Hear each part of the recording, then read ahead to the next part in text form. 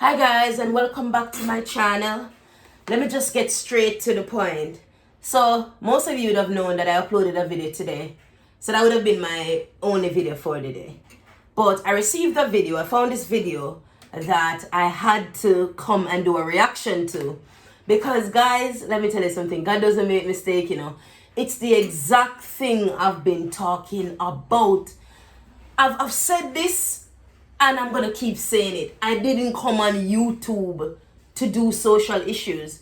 I've always been passionate about social issues, but I never came on YouTube to focus on my career, to focus on the psychological aspect of what I do and who I am.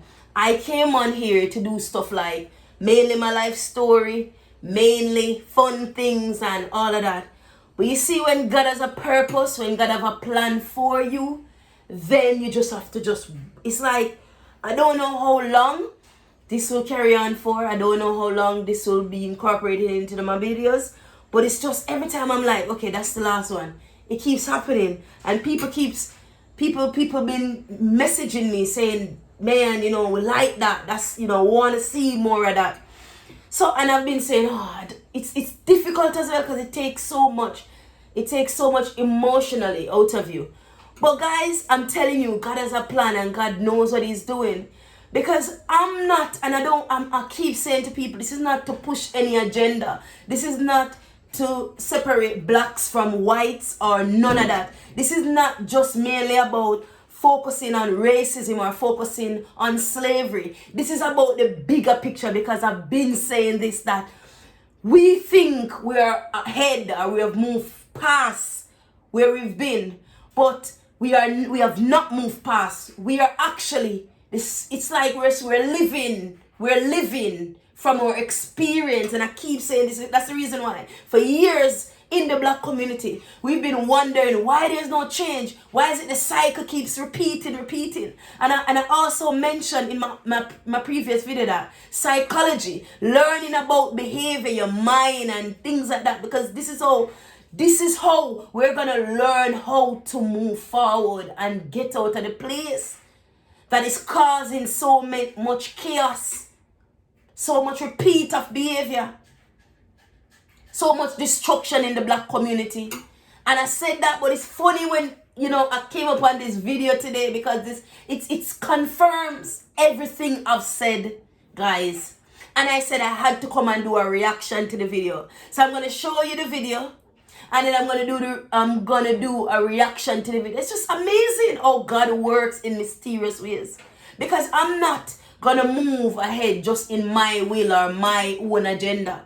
This is about knowing, and I'm telling you guys, it's just been pressing on my heart. And I may not have it all together. I may not have everything pieced together in terms of the knowledge base, in terms of knowing everything about where we're coming from. But I have an idea, and I've lived through poverty. I've lived through the deprivation of black people. I've lived through the system where a certain cycle, and then you find that there's no development. It's just a constant thing keeps happening, and then the black community get blamed all the time. And I'm saying that it's not just down to the black community. There is more. We are a product of our traumatic experience. I'm saying we because it's passed on until there's therapeutic, psychological work that takes place in the mind. Can we move forward? Until, again, let me say it, because you're going to get tired of me saying this, until our community become literate, then we'll constantly have the same problem. So guys, watch the video.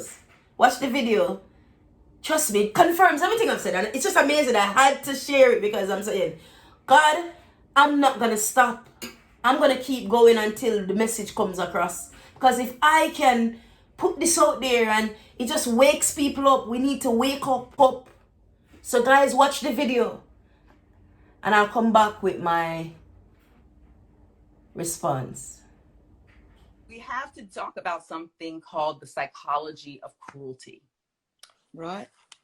In human history throughout, in order to convince a group of people to mistreat or exterminate another group of people, we convince the majority that this minority to be attacked is less than human. Right. We saw it with the Nazis and the Jewish people. Yeah. They were portrayed as rats to the population. Yeah. So that now it's a rat. I can kill a rat, right? Not a human, but I can kill a rat. In Rwanda, we saw this with the genocide. The Tutsis who were being exterminated were being called cockroaches. They were presented as these cockroaches that had to be destroyed. And that presentation of them as animals, less than human, the dehumanizing of them, somehow made it eventually okay for people to embrace the psychology of terror and let masses of people be killed. And so the same thing happened for slavery. Black people were dehumanized. They were called apes and made less than a person, 3/5 of a person. And they are basically a little higher than apes, but not human. And that dehumanization was necessary to convince people to treat Black people like animals, to keep them as slaves, whether it was in a brutal way, to beat them horribly within an inch of their life, feed them poorly and force them to work, or whether it was in kind of a patronizing way, like having a pet. Oh, yeah, we love our slaves, having like they were pets, but whatever it was, they weren't human. And so we have the amendment to the Constitution, and now Black people in America get to be a whole person instead of 3/5 of a person. Let me just jump in. For those of you from other countries, my reading, this is where it woke me up. It was actually written in the law that they weren't human, that it was 3/5 of a person. So Dr. Anita's not just saying this. This was like written. It just shocked me when I read that. It was shocked me. Yeah, and so even and just educating people about that who are out of the country, when we would do our census, and we have a census every 10 years where we kind of count how many people are in the country, and I'm sure plenty of other countries do that too. When the count was made, Black people were counted as 3/5. So not one whole person when the count was made. And so we were dehumanized. So a piece of paper though doesn't change that. Right. Remember I talked about how that implicit memory that gets in there, it's not spoken, it's nonverbal, it's an emotion space, but we absorb it and carry it across generations. Well, I talked about how we've carried great stuff into our faith, but guess what? We carry some ugly stuff too. And so after hundreds of years of dehumanization being a part of the culture of this country, the dehumanization of Black people, that they're dangerous, that they're superhuman strength, that they have an unusual capacity to handle pain. There were incredible, horrific stereotypes said about us, and that we didn't have hearts, and that's why you could sell off our children. It didn't matter. It wouldn't hurt us. It was like taking a litter from a dog and sending out the puppies. There would be no issue. Let me just pause because what you're saying, I mean, because it's so internal. I mean, it's just so part of what you know. But I'm saying, here I am. I came from another country, and when I started reading this stuff, I mean, you're just rattling it off. It took me 20 books to go, life. This is real. So just help people just for a couple of seconds to understand, how were these messages sent? All the things that you just said, that we were this and this, and where were those statements or implications made in American history? During slavery, they were very explicit. Yes. And we would see drawings with caricatures of Black men as apes. It was very explicit. And I would recommend everybody to please watch a documentary on Netflix called 13th. 13th gives kind of this long history of how the relationship between slavery and Black people after slavery and law enforcement evolved. It will blow your mind if you have not seen it and you really don't know this story. So please watch 13th.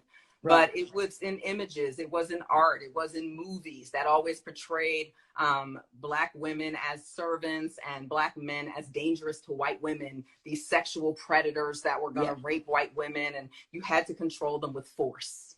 Or on the opposite side, we were these docile, the patronizing side was that we were these docile people who needed slavery to keep us safe, because we couldn't really handle ourselves in the world. So it was better to have us be owned and kept safe by our owners. So you have these two extremes. Some slave masters were just extremely cruel to these animals that had to be beaten and controlled. And then on the opposite end, you had this kind of patronizing relationship. I remember my daughter and I were in West Virginia.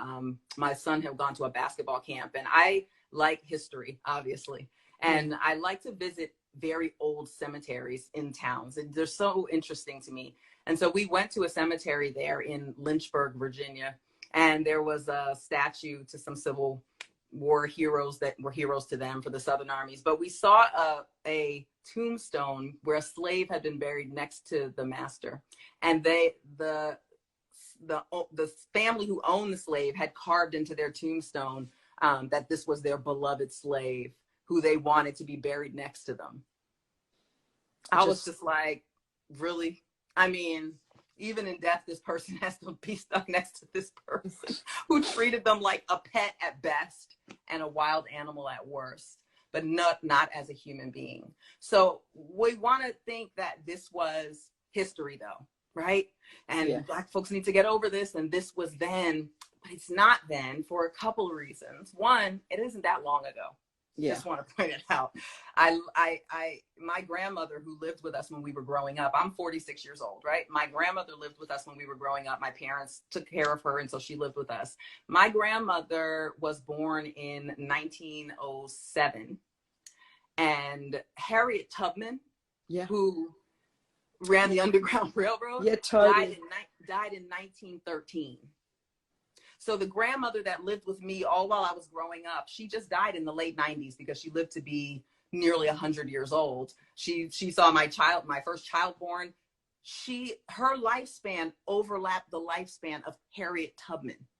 So first of all, it's not that long ago. I just want to point that out. But second, just like when I explained how the implicit memory of our African ethnic heritage was able to come through and still is seen in our faith. And we all thought that was so beautiful. Well, sorry to break it to you guys, but when you put dehumanization into a culture, after a while, you don't have to say anything. Wow. It can pass even without memory, just like these other belief systems. And so the American ethnic identity, which was created from some other ethnic identities and then added some spice to make it its own, some of what it added was slavery and the dehumanization of people who were viewed as Black. And you can't just peel it out. It sinks in, and there it is. And so it isn't about someone being explicitly racist. We're trying to get our hands on who's racist, you know, and there are racists out there. I'm not saying they're not, but our focus on trying to find people who are explicitly racist, like they're at home thinking about how to kill a Black person. That is almost a waste of our time in the sense that it's not going to solve the larger problem. The larger problem is this dehumanization because it's in the subconscious. And I want to share 2 research studies with you guys to hear about that. So in I believe it was 16, don't quote me on the year, but I'll post it later if people want. There was a study done on how Black children were viewed as compared to white children, specifically Black boys. They wanted to see if the innocence that is attributed to children was attributed equally to Black boys. And it turned out that it was not. And what they did was they had some police officers look at pictures of Black boys and white boys and explain and guess how old they were. And consistently, the police officers overestimated the age of the Black boys by about 4.5 years. Wow. That means I would see a 15-year-old and think they were almost 20. Right. That's a very different response that you should have as an officer to a 15-year-old than an almost 20-year-old. But if this officer is looking at a Black boy and overestimating his age, then they're going to overestimate applications of force. It gets a little worse, a lot worse. When they primed the officers with images of animals, specifically an ape and a cat, and after letting them see the ape, they would then be asked to estimate the age of the boys. They overestimated it even more. Gosh. But they underestimated the age of the white boy at the same time. So the white children remain innocent for so long, while Black children are already losing their innocence in childhood through these eyes because they're seen as being older. When they prime them with the cat, like show the cat, then ask the question, the cat had no effect, but the ape did. Wow. So here we are in 2016 and can still use a picture of an ape to bring up a not conscious, but very present association with a Black boy, and for the officers who overestimated the age of the boys after the priming with the ape, they were able to correlate it directly with violence towards Black children in their work. Whoa. So that's real. But I'm going to give you something else, because what I don't want to do, I'm not here to bash the police. Okay? I'm not here to bash the police. But something is going on. And we need people to believe that. Right. Something is going on. But while we will find police officers who are explicitly racist, we know from their text messages, from their Facebook posts that they're explicitly racist, we will find more often, we're going to find them not explicitly racist, but this dehumanization is soaked into the worldview. And unless it's primed in an experiment, we can't find it. But I tell you, who knows it's there? Us. We know it's there. And so we are screaming into this vacuum where no one's hearing us. And then when a video comes out, it's like, well, we don't know if they were individually racist, and, you know, all these questions. And we're just, ask the people who are dying, why wouldn't you trust us? But before I go there, I want to say this. There was another study done around the same time. I think they were about 2 years apart. One was 2014, one was 2016. But the other study tested preschool teachers. Mm-hmm. So they recruited 135 preschool teachers at a conference for teachers. And they had the teachers involved in a blind experiment. So what they told them was, we want you to look for bad behavior in these groups of children on this video. They put a Black girl, a Black boy, a white girl, and a white boy in the video, and told the teachers to be on the lookout for bad behavior. The trick here was there was no bad behavior in the videos. But using eye tracking technology, this study was completed at Yale University. And eye tracking technology showed that the teacher's eyes went straight to the Black boy when they told them to be on the lookout for negative behaviors. Straight to the Black boy. When the experiment was over, before they could publish the study, they had to let the participants know what it was. And then they told the teachers the results. The teachers were devastated. They didn't know they were doing it. And they gave them the option to withdraw their data from the study because of the nature of the study. And only one teacher decided not to let her information. The others were so ashamed and so stunned that they were like, this information needs to get out there. Wow. And so that means when my son is in preschool, he's being watched more intently for bad behavior. Well, if you're staring at something, eventually you're going to see something, right? Totally. But if I'm never looking at the white boy or the white girl, and then even the Black girl, so even with Blackness, there's something more terrifying about our men in preschool. And I want to share that preschool study because I want it to be clear that I'm not just coming for the police. What I'm saying is that even in the place where you would expect the sweetest people in the world to be, preschool teachers. Totally. It's there. This dehumanization and this expectation of a negative behavior is already there in preschool. And it's teaching, it's telling the teachers and the police officers and everybody to expect these things from Black people, but it's also telling us. Yeah. So now we have to recover from an image of us, just like a sex abuse survivor. It changes how she sees herself. This can change how we see ourselves. So now we're trying to recover from the trauma that has changed how we see our own selves. And can we live long enough to get that done? Because we're also being seen as dangerous.